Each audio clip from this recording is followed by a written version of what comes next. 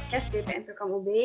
Kali ini pembahasannya adalah tentang Komisi 3, dan sekarang aku nggak sendirian, ada dua narasumber dari Komisi 3, yaitu Kak Yuriko sama Kak Stefan. Mungkin bisa perkenalan dulu, Kak.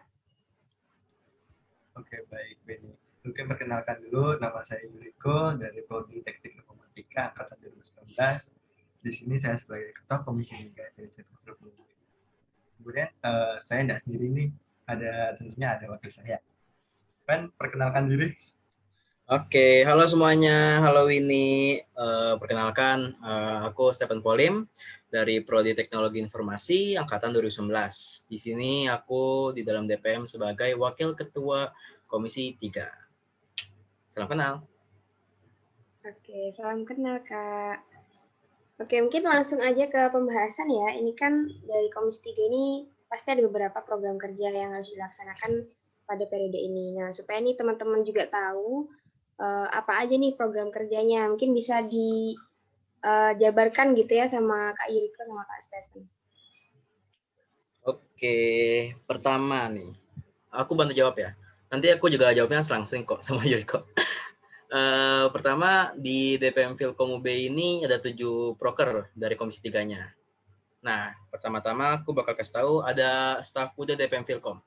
Nah, staf muda DPM Filkom ini tujuannya tuh untuk pengkaderan sejak dini, karena berkaca dari beberapa tahun belakangan ini, dan yang aku tahu juga DPM selama ini kan kayak kekurangan anggota gitu dalam pencalonannya, kayak pas-pasan gitu loh, nggak lebih gitu dari 9 tiap pemilu. Nah, oleh karena itu, semoga dengan adanya staf muda ini bisa pengkaderan sejak dini untuk maba-mabanya ini yang nanti masuk ke staf muda, yang ikut acara staf muda ini bisa kayak jadi diharapkan bisa jadi bibit baru lah untuk anggota DPM tahun depan, tahun-tahun berikutnya, atau bahkan bisa jadi pemimpin DPM Filkomnya UB beberapa tahun ke depannya. Gitu. Selanjutnya. Oke, baik. Selanjutnya nih ada information center. Nah, dari namanya sendiri kan udah kayaknya jelas tuh tentang informasi tentunya. Nah, tujuannya adalah untuk meningkatkan interaksi antara DPM Filkom UB dengan mahasiswa dalam memberikan informasi terkait kegiatan yang diadakan oleh DPM Filkom UB, serta juga meningkatkan intensitas update dari sosial media DPM Filkom UB. Dengan artian bahwa sosial media ini tentunya akan memberikan informasi-informasi kepada mahasiswa Filkom mengenai kayak misalnya surat edaran dari rektor, kemudian ada mungkin hasil dari sidang juga, kemudian ada live report juga dari DPM Filkom UB tentang kegiatan yang telah dilakukan, dan juga salah satunya juga ada tuh ucapan hari-hari besar, kayak hari-hari besar yang bersifat agamis maupun yang non agamis, kayak hari kemerdekaan. Itu salah satu contohnya. Oke, selanjutnya apa tuh, Pen? Oke, untuk proker ketiga ada studi banding.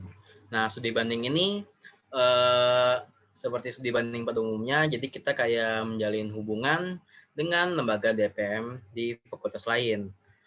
Seperti kita melakukan sharing, melakukan diskusi, agar menjadi saling bertukar referensi, saling bertukar wawasan, jadi kita bisa saling belajar lah satu sama lain, antara DPM Filkom UB dengan lembaga DPM lain. Selain itu juga ya mencari relasi, menjaga hubungan yang erat lah gitu antar sesama DPM gitu. Selanjutnya apa kok? Baik, untuk selanjutnya sendiri ada nih lingkar legislatif. Nah, tujuannya apa? Untuk menjalin hubungan, sharing, program kerja, dan berkoordinasi terkait legislasi lembaga legislatif yang ada di Filkom UB. Nah, jadi kita itu saling saling memiliki hubungan gitu loh, sharing program kerja antar sesama lembaga legislatif. Salah satu contohnya dengan lembaga legislatif yang ada di Filkom, kayak BWMIF yang ada di Teknik Informatika, kemudian FPATK yang ada di Teknik Komputer, kemudian ada BPMSI di Sistem Informasi, kemudian ada BPMTI di Teknologi Informasi, dan juga KBPTI. Untuk kelembagaan legislatifnya sendiri itu sudah digabung ya di KBPTI, jadi satu kesatuan begitu. Oke, selanjutnya ada apa lagi nih, Pen? Nah, tadi kan kalau studi banding itu menjaga relasi dengan DPM yang lain. Kalau lingkar legislatif, menjaga relasi dengan lembaga legislatif yang ada di himpunan di Filkom UB. Nah, sekarang safari lembaga. Sama seperti dua proker itu. Cuman kalau safari lembaga, ini menjaga relasinya dengan lembaga semi otonom yang ada di Filkom UB. Jadi kayak saling sharing juga, saling bertukar pendapat. Kalau ada kendala bisa saling diobrolin. Terus juga ya bisa ngobrol-ngobrol dikit lah gitu. Saling bertukar wawasan juga, saling bertukar informasi antara DPM Filkom UB sama lembaga semi otonom yang ada di Filkom UB gitu. Nah, selanjutnya. Baik, untuk selanjutnya ada dari DPM. Nah, tujuannya apa sebenarnya? Yaitu untuk memperkenalkan DPM Filkom UB dan juga beberapa kegiatan yang telah dilaksanakan oleh DPM Filkom UB kepada mahasiswa Filkom UB. Nah, salah satu contoh dari branding DPM ini ya seperti yang teman-teman lihat sekarang video kali ini, yaitu tentang podcast, itu salah satu broker yang ada di branding DPM itu sendiri ya. Kemudian ada komputer profile yang dimana tujuannya untuk memperkenalkan DPM UB kepada mahasiswa Filkom, ya memperkenalkan struktur kayak gitu, siapa aja, ya kayak gimana aja gitu. Kemudian ada tuh tentang pengenalan DPM Filkom UB di waktu pelaksanaan PK2 maupun startup, di mana tujuannya itu agar mahasiswa baru angkatan 2021 ya kali ini, angkatan 2021 itu tahu tentang DPM Filkom UB. Jadi begitu tujuan dari DPM. Oke, selanjutnya ada apa lagi tuh, Pen? Oke, selanjutnya ada laporan publik. Nah, laporan publik ini intinya kayak postingan yang nanti akan di-share ke sosial media yang ada di yang punya DPM Filkom UB. Nah, nanti itu isinya kayak kegiatan apa sih yang dilakuin sama DPM Filkom UB selama 1 bulan itu. Jadi itu semacam recap gitu loh. Kayak DPM Filkom UB di bulan ini udah ngapain aja, terus di bulan berikutnya udah ngapain aja gitu. Itu tiap bulan dipostingnya. Nah, selain itu juga Komisi 3 ini juga kedapatan untuk mengawasi bagian dari BEM. Nah, untuk Komisi 3 ini mengawasi dari administrasi keuangannya BEM, terus juga Medkominfo-nya BEM, serta PIT-nya BEM. Lebih ke kebiroannya lah dari BEM. Jadi Komisi 3 melakukan pengawasan juga ke 3 divisi tersebut dari BEM. Sebenarnya masing-masing komisi kan juga ada pembagiannya. Gitu. Kalau kami dari Komisi 3, kedapatannya untuk melakukan pengawasan kepada kebiroan di BEM. Gitu. Oke, nah karena tadi juga udah disampaikan ya semua prokernya, mungkin aku mau nanyain beberapa pertanyaan. Nah, tadi kan sempat ini ya, ada proker namanya staf muda, ini sepertinya proker baru ya. Nah, mungkin boleh boleh dijelasin nggak output yang diharapkan dari adanya proker staf muda ini? Oke, aku bantu jawab ya. Outputnya staf muda sendiri ya sama yang tadi aku bilang, intinya semoga kayak ada bibit-bibit baru lah dari maba yang sejak dini udah dikasih tahu gitu loh, kayak DPM tuh gimana, kayak legislatif di kampus tuh gimana, terutama di tingkat fakultas Filkom UB ini gimana. Yang outputnya semoga ya ada calon dari anggota DPM si staf mudanya, atau juga bisa bahkan jadi pemimpin DPM Filkom berikutnya dari si staf mudanya nanti gitu. Terus juga ya semoga juga mendapatkan pengalaman baru lah, karena kan staf muda ini kan ya benar kayak tadi Winnie bilang juga proker baru, karena staf muda ini juga adanya berdasarkan pengalaman DPM sendiri kayak calonnya pas-pasan. Oleh karena itu sejak dini lah ibaratnya, yang kayak udah aku berkali-kali bilang, kalau bisa maba-maba ini tahu legislatif itu kayak gimana, jadi nggak pas-pasan lagi kalau pemilu. Oke. Nah, pertanyaan selanjutnya, karena Komisi 3 ini kan juga ada di bidang eksternal gitu yang berhubungan dengan lembaga lain. Nah, mungkin bisa dijelasin nih cara dari Komisi 3 ini menjalin hubungan dengan lembaga lain itu kayak gimana? Coba nih. Atau mau Yurka atau aku nih? Nah, siapa? Aku dah. Ada aku ya. Ya udah boleh aku. Siapa? Aku. Ya udah, oke. Oke. Baik, untuk menjaga hubungan dengan kelembagaan lain, tentunya kan ada yang namanya kita broker sama lembaga, di mana kami itu hadir itu untuk ya, sebenarnya kalau offline itu kita itu datang ke sekret masing-masing, cuma akan tapi ini online sekarang kondisinya ya, kita tidak bisa ke sekret masing-masing karena lokasi kita juga jauh, tidak ada di kampus, juga nggak bisa kampus juga ya, maka melalui pelantara ya, melalui Jimit. Nah, di Jimit itu kami itu biasanya menanyakan menanyakan seputar kendala, kemudian kalau ada topik atau pembahasan yang bisa diomongin ya kita omongin kan.